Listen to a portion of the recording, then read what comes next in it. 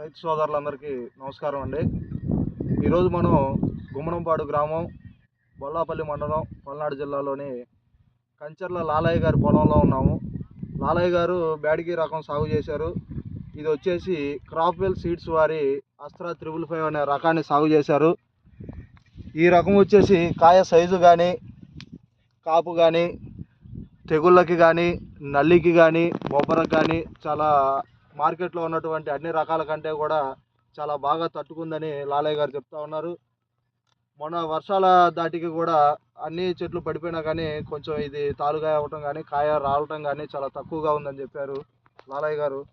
ఇప్పుడు మనం చూసుకున్నట్టయితే ఒకసారి ఈ కాయ సైజు చూడండి. కాయ సైజు కానీ, కాపు కానీ చాలా బాగుందండి. ఇలాంటి రకాలతో రైతులు సాగు చేసుకుంటే అధిక దిగుబడులు సాధించి రైతులు ఆనందంగా ఉంటారని భావిస్తున్నాము. ఇప్పుడు ఒకసారి మనం లాలయ్య గారితో మాట్లాడదాం. లాలయ్య గారు చెప్పండి, ఎలా ఉంది ఈ వెరైటీ? బాగానే ఉంది సార్. ఎన్ని ఎకరాలు సాగు చేశారండి ఈ రకం?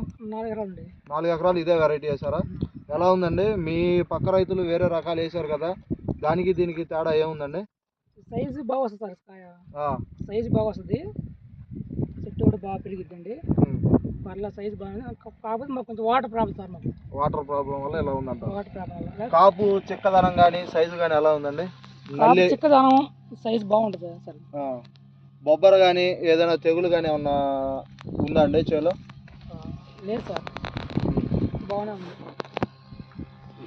ఏ షాపులో తీసుకొచ్చారండి? కారంపూడి సార్. కారంపూడి. ఏది ఎవరు? శివసాయి రాంబాబు గారు. రాంబాబు గారు. రైతులందరూ ఇలాంటి రకాలను సాగు చేసుకొని అధిక దిగుబడులను సాధించవలసిందిగా, ఇలాంటి రకాలని ప్రోత్సహించాల్సిందిగా కోరుతున్నామండి. Thank you.